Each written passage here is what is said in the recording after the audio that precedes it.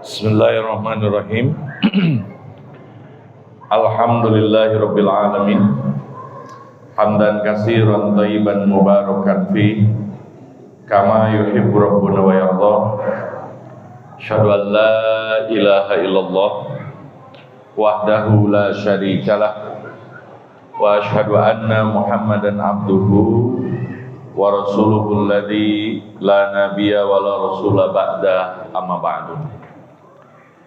Ya ayuhan nasu taqu rabbakumul ladzi khalaqakum min nafsin wahidah wa khalaqa minha zawjaha wa batha minhuma rijalan katsiran wa nisaa'a wattaqullaha alladzi tasaaluna bihi wal arham innallaha kana 'alaikum raqiba. Wa nuqaddimu lakum bitahiyatil islami mubarakan. Assalamualaikum warahmatullahi wabarakatuh. Puji syukur hanya milik Allah Subhanahu wa taala yang telah menakdirkan kita kekuatan untuk melaksanakan bukti keimanan dan juga kebaikan. Mudah-mudahan kita berdoa amal ibadah kita diterima di sisi Allah Subhanahu wa taala. Sholawat dan salam mudah-mudahan terlimpah curah kepada sang junjunan alam, Nabi kita Nabi Muhammad sallallahu alaihi wasallam yang telah menjadi contoh hingga akhir zaman. Hadis ke-20 ya. Hadis ke-20 tentang malu dan iman. An Abi Mas'udin, dari Abi Mas'ud Uqbah bin Amrin al-Ansori, dari Abi Mas'ud Uqbah bin Amir al-Ansori al-Badri radhiyallahu anhu, semoga Allah meridhoinya. Qala, beliau bersabda, qala Rasulullah sallallahu alaihi wasallam, Rasulullah sallallahu alaihi wasallam bersabda, inna mimma adrakan nasu, sesungguhnya di antara yang telah diketahui oleh manusia, min kalamin nubuwatil ula, dari ucapan para nabi terdahulu, idza lam tastahyi, jika kalian atau kamu tidak malu, fasna masyita, maka lakukanlah apa yang kamu suka. Rasa malu ini Masya Allah merupakan salah satu perkara yang dibawa oleh syariat terdahulu oleh para nabi, dan tentu saja ini karena ada keutamaannya ya tentang rasa malu itu. Karena apa? Karena jika seseorang tidak malu dalam melakukan sesuatu perbuatan, maka silahkanlah dia melakukan apapun, dan hilang rasa malu ini bisa merusak akhlak dan keimanan. Oke, jelas Bapak Ibu? Daya. Jadi karena saya juga malu menjelaskan masalah ini, sampai di sini saja ya. Coba apa pentingnya rasa malu sehingga ada di dalam Al-Quran juga ya. Nanti kita jelaskan bahwa kandungan dari hadis ini, malu itu merupakan tema yang disepakati para nabi ya, dan tidak terhapus ajarannya. Tentu saja ini malu dalam soal apa gitu ya. Malu dalam melanggar batas-batas Allah Subhanahu wa taala. Bukan malu berdakwah, bukan malu berceramah, bukan malu berbuat baik ya. Ini tentu yang menjadi sebaliknya. Kemudian jika seseorang telah meninggalkan rasa malu, maka jangan harap lagi ada kebaikan darinya sedikit pun ya. Dan tentu saja kita hidup di alam yang rasa malu ini telah hilang ya kan. Rasa malu ini telah hilang. yang kita sesalkan, ya misalkan ya joget-joget di TikTok gitu ya, padahal memakai pakaian yang syar'i misalkan, itu hukum joget apa?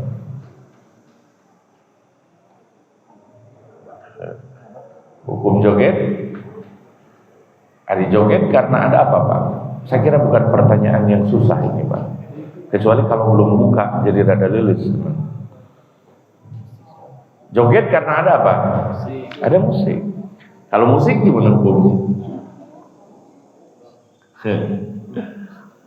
Musik, ya. Nah ini ada beberapa pendapat ya tentang musik ini.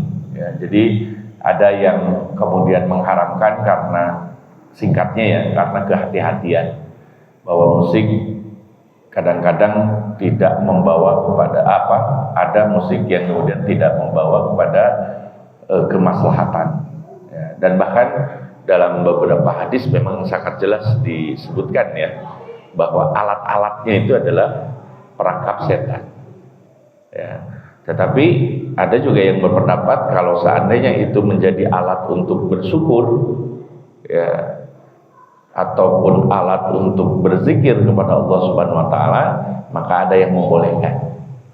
Ini seperti yang kemarin itu kan, ada beberapa yang pendapat-pendapat yang ada perbedaan pendapat. Ada yang keras yang sampai mengharapkan seperti musik, lagu, rokok dan lain sebagainya.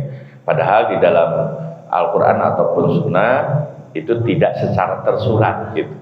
Beda dengan babi, bangkai, itu ada kalimatnya jelas, makanya ada perbedaan pendapat. Maka yang sekiranya bisa menjaga diri bisa mengambil pendapat yang tegas, yang keras, ya kan? Tapi harus jelas juga dalilnya, harus tahu dalilnya. Karena kita tidak boleh mengharamkan atau menghalalkan apa yang telah ditetapkan oleh Allah. Mengharamkan apa yang dihalalkan Allah atau mengharamkan apa yang dihalalkan Allah, tidak boleh juga. Ya. Nah inilah kenapa muncul pendapat, karena tidak ada kata yang tersurat ya di dalam Al-Quran dan Sunnah. Cuman kebanyakan kalau kita kembali kepada fitrah, biasanya musik membawa kita soleh atau membawa kita biasanya ya. Kalau tanya hati nurani, makanya nanti kita akan belajar juga setelah hadis ini tentang bagaimana minta fatwa kepada hati kita, ya kan? Kalau seandainya satu hukum kita tidak ada ilmu, maka tanyakan kepada hati, apakah hati ini tenang atau enggak gitu. Seperti tadi ada waktu kajian tadi pagi itu ada pertanyaan, Ustaz, ini gimana kalau saya seorang ibu ya menerima hadiah dari teman gitu ya, tapi takut tidak ada apa-apa sebenarnya sebagai teman, tapi takut menjadi fitnah untuk suaminya katanya gitu. Alasannya apa Bu? Karena kalau ditolak sayang, udah gede cina gitu. Ya, jadi ini kayak gini itu sebetulnya kalaupun tidak ditanyakan, saya tanya balik aja, hari Ibu tenang nggak ketika nerima hadiah itu tanpa memberitahu suami? Ya tenang, tidak usah deg-degan. Ya, itu jawabannya. Itu jawabannya. Jadi kalau sesuatu itu kita ngerasa kurang yakin, ngerasa nggak bawa tenang, maka itu bisa jadi termasuk yang dilarang oleh Allah Subhanahu wa taala. Ya. Nah itu, jadi sekalipun kita tidak tahu bagaimana hukumnya, maka tanyalah kepada nurani kita. Apakah perbuatan kita itu ataupun satu masalah itu bikin kita tenang atau enggak? Kalau bikin tenang berarti itulah yang kemudian menjadi patokan ukuran hukum kita. Oke Bapak Ibu sekalian, malu merupakan landasan akhlak ya, yang bermuara kepada kebaikan. Siapa banyak malunya, lebih banyak kebaikannya. Dan siapa yang sedikit rasa malunya, maka sedikit kebaikannya, walaupun banyak followernya, tapi ya jadi sedikit kebaikannya. Harusnya ya media sosial itu ya dijadikan dijadikan untuk syiar, dijadikan untuk publish menyebarkan ayat-ayat Al-Quran dan Sunnah Rasulullah SAW ataupun tausiah-tausiah. Itu lebih bermakna. Rasa malu merupakan merupakan perilaku ya. Rasa malu itu, dan itu bisa dibentuk. Maka setiap orang yang memiliki tanggung jawab hendaknya memperhatikan bimbingan ya terhadap mereka yang menjadi tanggung jawabnya. Ini beda ya antara malu dan pemalu, seperti kemarin itu antara diam dan pendiam. Ya, kalau pendiam itu ditanya oke cicing, gitu ya. Jadi molong gitu. Jadi bukan pendiam, tapi diam karena tidak berkata, sengaja tidak berkata karena tidak ada ilmu. Demikian juga rasa malu. Ya, malunya itu bukan dalam kebaikan, tapi malunya itu ketika berada dalam melaksanakan kejahatan. Tidak ada rasa malu dalam mengajarkan hukum-hukum agama serta menuntut ilmu dan kebenaran. Kita bisa lihat ya sebentar, sebagai kadang-kadang kan hadis menjelaskan Al-Quran ataupun Al-Quran menjelaskan hadis. Ini ada ya bahwa Allah itu tidak malu. Innallaha la yastahyi minal haq.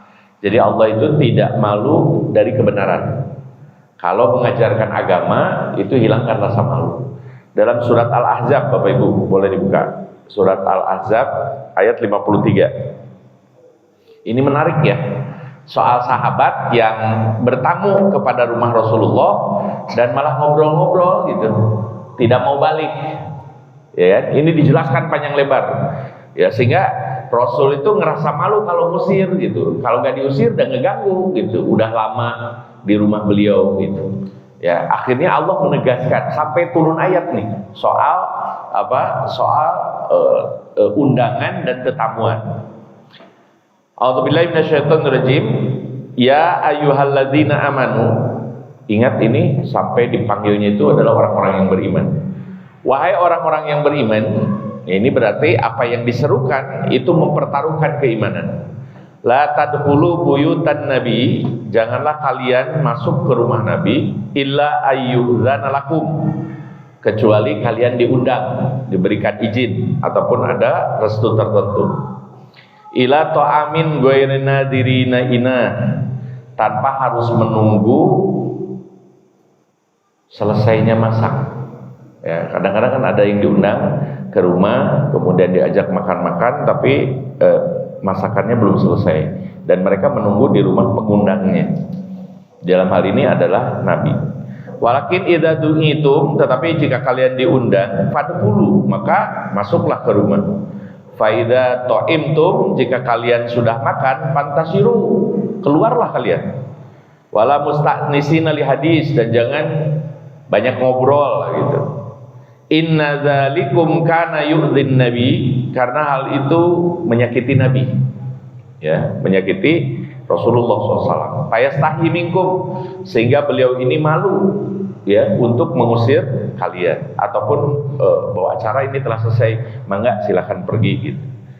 Ya, jadi Nabi tidak tega untuk mengucapkan hal itu, walaupun kepada para sahabatnya sendiri. Ini membuktikan bahwa Nabi itu begitu lembut ya. Wallahu la yastahi minal haq, tetapi Allah tidak pernah merasa malu untuk menjelaskan kebenaran. Nah, ini dalil bahwa sesungguhnya kalau dalam mengajak kebenaran itu tidak boleh malu, tidak boleh sungkan. Karena Allah tidak pernah malu mengajarkan kita sebagai hambanya untuk mengajarkan kebenaran. Wa idza sa'altumuhunna mata'an, ya, jika kemudian kamu meminta sesuatu kepada mereka, yaitu kepada istri-istri Rasulullah SAW, fas'aluhunna min wara'i hijabin, maka mintalah kepada mereka dari balik tabir. Hijab itu artinya adalah tabir. Dzalikum atharu liqulubikum wa qulubihinna, hal itu lebih suci bagi hati kalian dan juga hati istri-istri Rasulullah SAW. Wa ma kana lakum an tu'dhu Rasulullah, dan tidaklah seorang dari antara kalian untuk berhak menyakiti Rasulullah SAW. Wala antankihu azwajahu mim ba'dihi abadan, dan tidak menikahi istri-istri beliau, ya, tidak menikahi istri-istri beliau setelah beliau wafat selama-lamanya. Ini perintah bahwa istri Rasulullah, ya, itu dilarang untuk dinikahi, ya, dilarang untuk dinikahi oleh selain Rasulullah setelah Rasulullah SAW wafat. Makanya kan Siti Aisyah tetap penjanda ya sampai kemudian beliau wafat. Inna dzalikum kana indallahi azima, sesungguhnya hal itu bagi kalian adalah perkara yang sangat besar. Nah itu Bapak Ibu sekalian, sampai kemudian dijelaskan oleh Allah bagaimana kita adab dalam bertamu dan ketika ada undangan. Tapi sering ada rasa malu yang tidak pada tempatnya. Kalau seandainya, ya saya juga kalau udah ada urusan, udah beres, udah pulang, udah makan langsung pulang. Tapi kadang nggak enak gitu Pak ya. Ya, apa di kita mah SMP atau semak dago misalnya. Atau ini nggak baik. SMP sudah makan, ya ngebelecet gitu. Nah sudah makan pulang jadi gak enak gitu. Ya udah kalau undangannya, makanya lihat undangannya. Pak, yuk makan di rumah gitu. Berarti udah makan, ayo assalamualaikum gitu.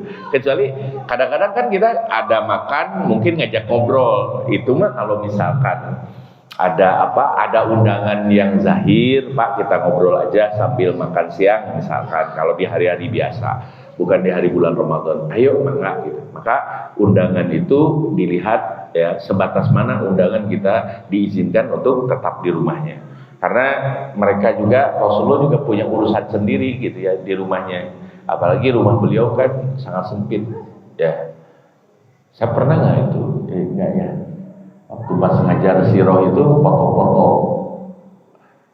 replika rumah Rasulullah SAW. Saya ada sebelum dibongkar. Ya kan, ada foto-fotonya dan Masya Allah kecil banget gitu. Bahkan lebih kecil dari tipe 21. Ini orang yang paling mewah rumahnya di surga nanti.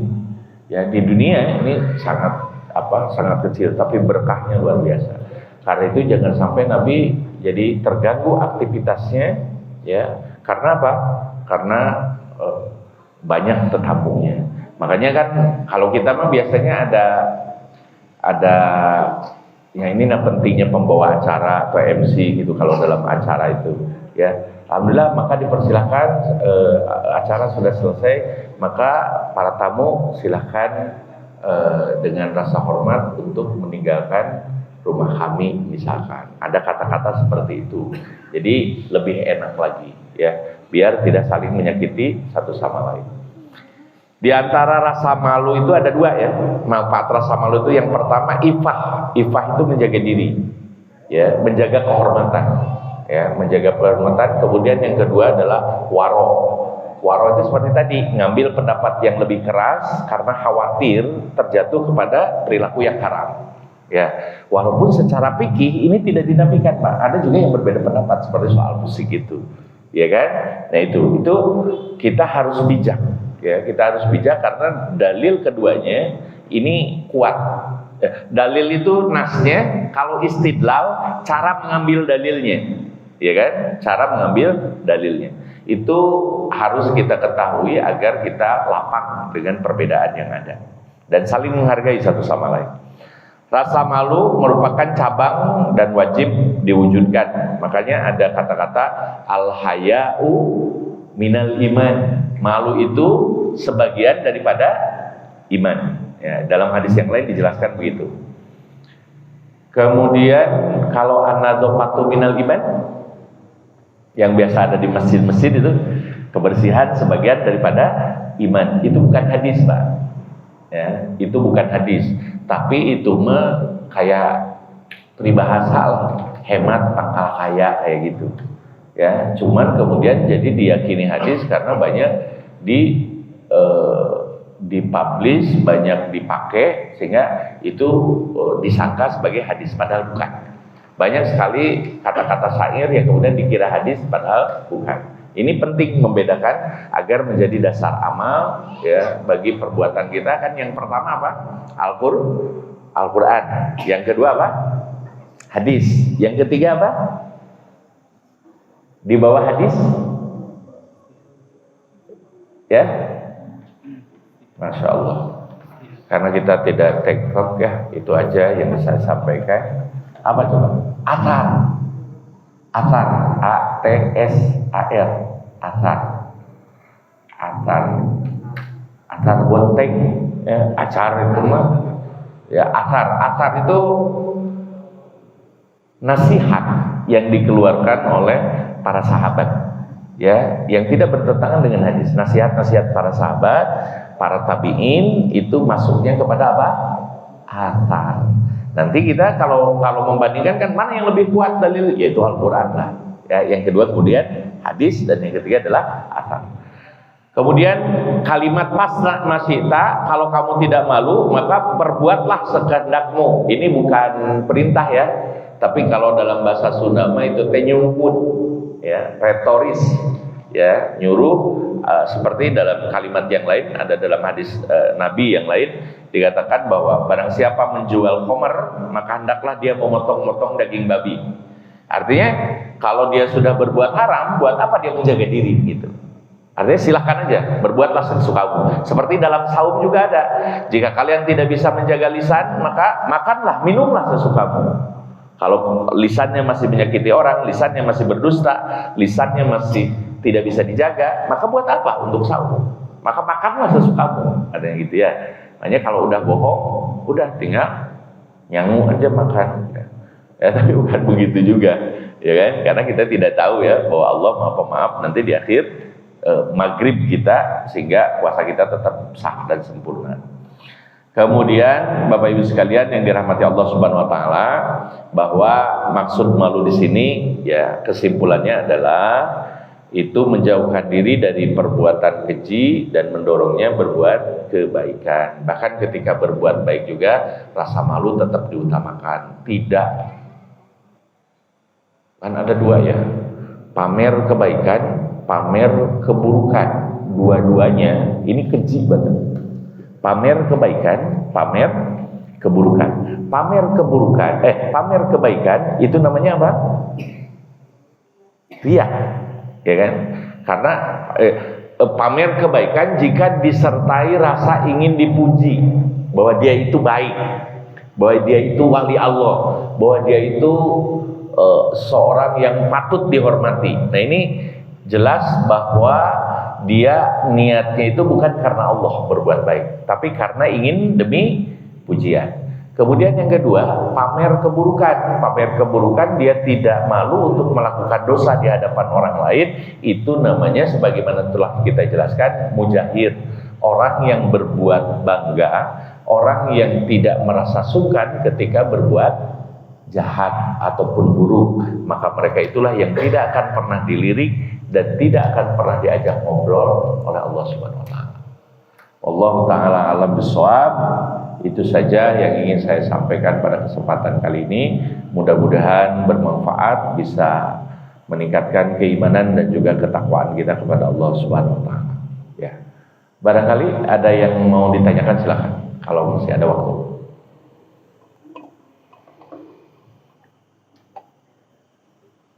Ada satu Ustaz. Silakan. Assalamualaikum warahmatullahi wabarakatuh. Waalaikumsalam warahmatullahi wabarakatuh. Ustaz, membedakan malu dengan segan. Kadang-kadang dengan yang punya pengaruh itu segan. Kadang-kadang ada budaya kita salaman sampai kumpul-kumpul, dan itu bukan sunnah. Tapi kadang-kadang kalah dengan budaya. Bahkan ada sudut tangan karena malu. Nah, hubungan malu dengan segan turunannya takrik. Ya, bagus. Karena takrir di sini seringkali juga gelap atau buta atau mohon catatan terhadap Assalamualaikum warahmatullahi wabarakatuh. Assalamualaikum. Pembahasannya berarti 1 jam lagi ya soal taklid. Ada taklid, ada ittiba. Ini dalam konsep agama itu ya, yang pertama ada ijtihad. Ini biar tahu Pak keutamaan orang yang berilmu di dalam Islam. Ada ijtihad, perbuatannya, prosesnya, ya, orangnya disebut apa? Orang yang berijtihad disebut mujtahid. Ya, orang yang berijtihad itu disebut mujtahid. Ada yang kedua disebut ittiba. Ittiba itu mengikuti apa yang dianjurkan oleh Allah dan Rasulnya. Itu orangnya disebut muttabi. Kemudian ada yang ketiga, taklid. Ini yang terendah. Ya, yang terendah. Kalau ittiba itu mengikuti seorang ulama karena tahu dalilnya, kalau taklid mengikuti seorang ulama tapi tidak tahu dalilnya. Ya kan? Nah, kalau taklid ini orangnya disebut apa? Muqallid. Ya kan? Nah, ada mujtahid, ada muttabi, ada muqallid. Mana yang lebih tinggi? Yang pertama adalah mujtahid. Siapa yang mujtahid itu? Imam yang 4. Itu mujtahid. Ya, karena mereka beristihad tentang satu pendapat. Berarti kedudukannya begitu mulia. Bahkan jadi nanti ada Rasulullah SAW, ada muhaddis, ya, yang meriwayatkan hadis, yang melaporkan hadis, yaitu para sahabat. Ada yang ketiga nanti, ya, ada muhaddis, kemudian ada mujtahid. Yang kalau mujtahid ini yang berpendapat sesuai dengan hadis-hadis yang diriwayatkan oleh para sahabat. Jadi ini generasi para imam. Biar mudah, para imam itu yang 4 ini adalah imam mazhab itu. Imam mazhab, Imam Syafi'i, Imam Hambali, Imam Ahmad, kemudian Imam Hanafi, kemudian Imam Maliki rahimahumullahu jami'an. Nah, ini yang 4 ini kemudian disebut sebagai mujtahid.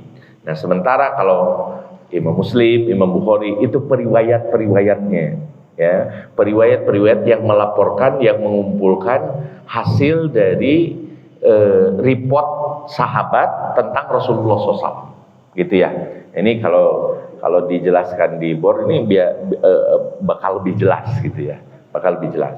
Nah, itu diantaranya. Nah, kemudian saya tentang tradisi orang Jawa khususnya, ya, orang Jawa umumnya ataupun Sunda khususnya, kan sering ada segan gitu, ada sungkan kepada seseorang karena wibawa dan pengaruh seseorang. Itu gak jadi masalah karena sahabat Rasulullah juga itu adalah sungkan juga sama Rasulullah, ya kan? Ya, sungkan juga, ya, tetapi karena saking dekatnya Rasul dengan para sahabat sampai kemudian juga akhirnya benar-benar jadi kayak teman gitu. Makanya ada ayat yang mengatakan kalau di rumah Nabi karena ngerasa di teman gitu, jadi lama-lama gitu udah makan ngobrol lagi gitu, ya kan, karena udah ngerasa dekat. Nah, tradisi ini, sungkan ini adalah tradisi yang baik, tetapi tidak boleh sampai kemudian jadi membenarkan apapun yang dilakukan oleh orang yang kita hormati, terutama guru kita. Jangankan ustadz, kiai, gus, sayyid, habib, Rasul pun salah. Rasul pun pernah berbuat salah, ya kan? Tapi bedanya Rasul dengan kita itu, kalau Rasul itu apa? Maksum. Maksum itu terjaga dari kesalahan. Bukan berarti tidak berbuat salah. Rasul itu pernah berbuat salah, tetapi langsung ditegur oleh Allah Subhanahu Wa Taala. Dan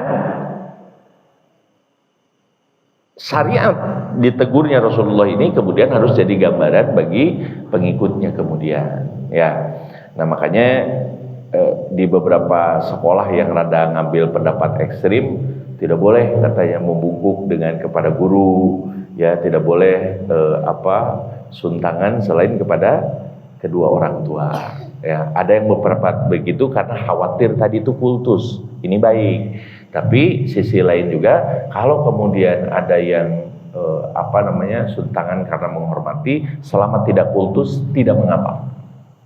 Tidak kultus itu artinya apapun yang diperintahkan bakal dilakukan oleh guru, karena guru itu luar biasa, ibarat sebagai penerima wahyu. Nah, ini jangan sampai seperti itu, ya.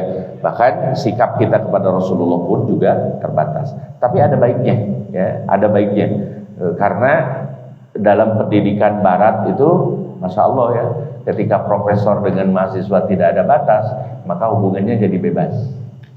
Ya, ketika tidak ada batas, ini juga gak baik gitu. Satu sisi silakan, tapi akhirnya jadi, masya Allah, jadi setara gitu.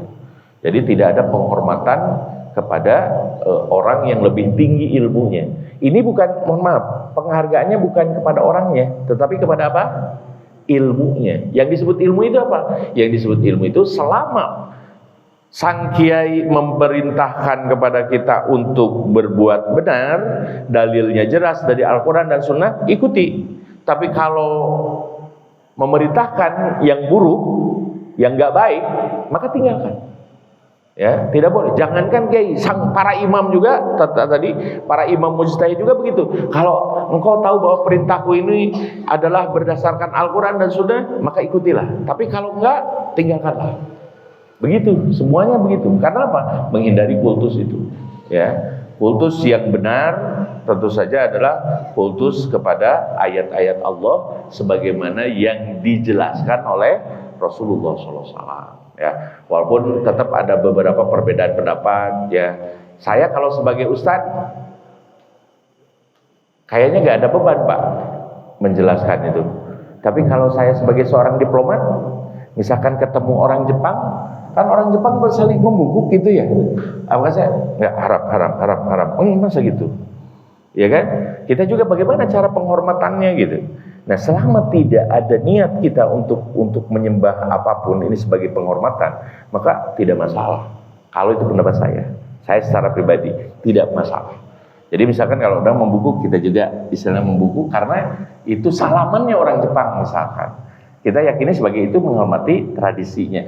Kecuali ini tradisi ibadahnya. Kalau tradisi ibadahnya maka haram kita mengikuti. Tradisi ibadah agama apapun yang mengandung ibadah, misalkan yang mengandung ibadah itu tentu saja kita harap mengikutinya.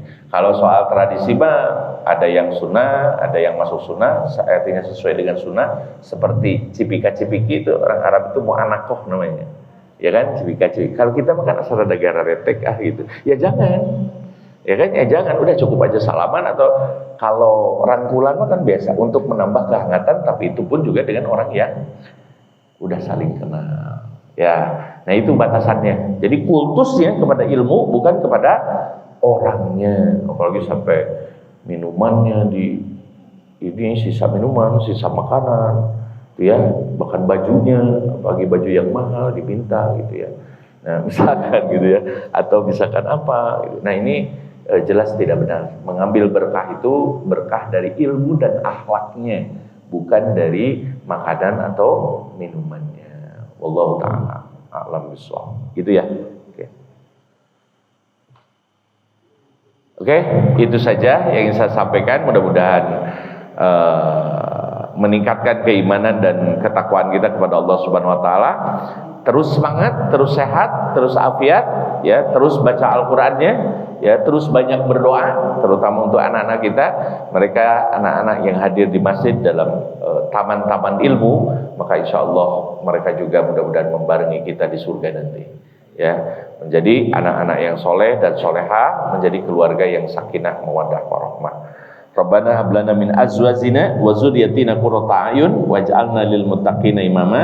Rabbana atina fid dunya hasanah wa fil akhirati hasanah wa qina adzabannar. Aqulu qouli hadza wa astaghfirullah li wa lakum. Wassalamu alaikum warahmatullahi wabarakatuh.